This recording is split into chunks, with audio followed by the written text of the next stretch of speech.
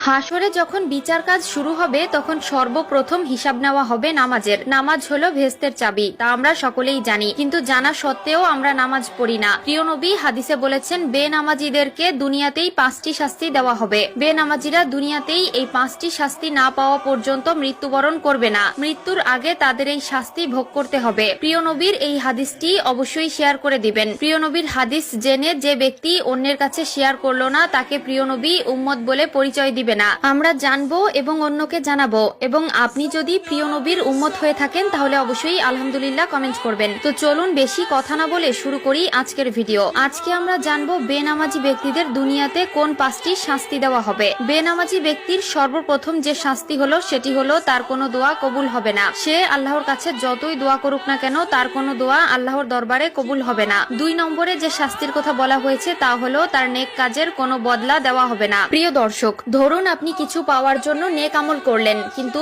আফসোসের বিষয় আপনি যদি বেনামাজি হয়ে থাকেন আপনার নেক কাজের কোনো ফল আপনি পাবেন না। 3 নম্বরে যে শাস্তির কথা বলা হয়েছে তা হলো চেহারা থেকে নেককারদের নূর উঠে যাবে। প্রিয় দর্শক, জন্মগতভাবেই আল্লাহ তাআলা কালো, সুন্দর, অসুন্দর সকলের চেহারায় একটি মায়াবী নূর দিয়েছেন, কিন্তু নামাজ না পড়ার কারণে তাদের চেহারা থেকে সেই নূর উঠে যায় এবং দেখতে